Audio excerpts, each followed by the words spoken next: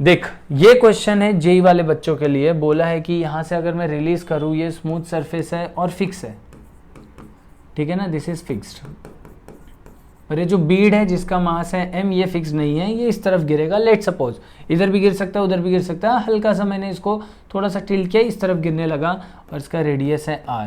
अब पूछ रहा है कि वर्टिकल से कितने एंगल बनाने के बाद ये सरफेस को लूज कर देगा, and this is what happens in reality also.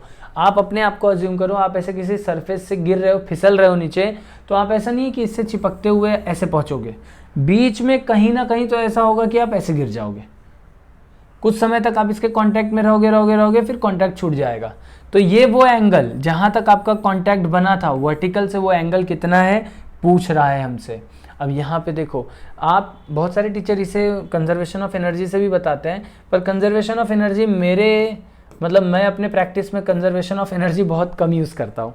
Work energy theorem मेरे को ज़्यादा पसंद आता है, क्योंकि वो सारे टाइप के फोर्सेस को इन्वॉल्व करता है, स्यूडो फोर्स को भी, नॉन कंजर्वेटिव फोर्सेस को भी, सबको, फ्रिक्शन उक्शन सब। कंजर्वेशन लॉज में फ्रिक्शन फोर्सेस नहीं आ सकते।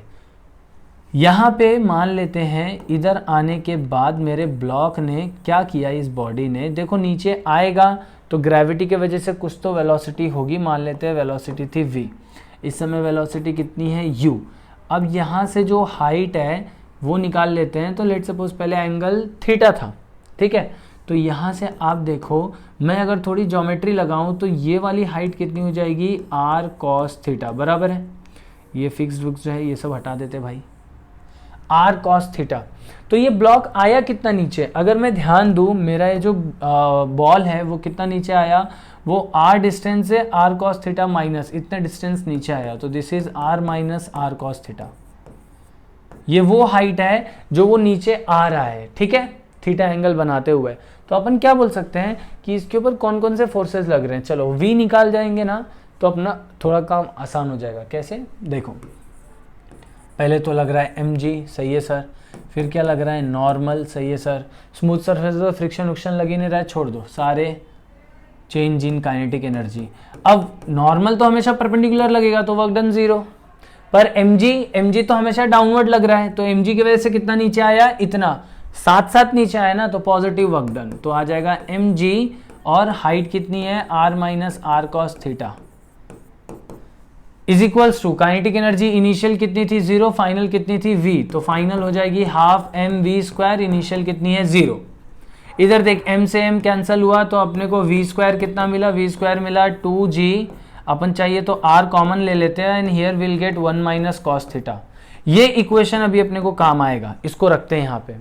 अब देख, ये जब तक कांटेक्ट में है तब तक एक normal reaction towards away from the centre लग रहा होगा, सही बात है, और mg का एक कंपोनेंट है which is mg cos theta. अगर आप थोड़ी ज्योमेट्री देखो, थोड़ी सी ज्योमेट्री देखो वर्टिकल से, तो ये एंगल भी थीटा ही बनेगा, तो mg का एक कंपोनेंट टुवर्ड सेंटर क्या बनेगा, mg cos थीटा।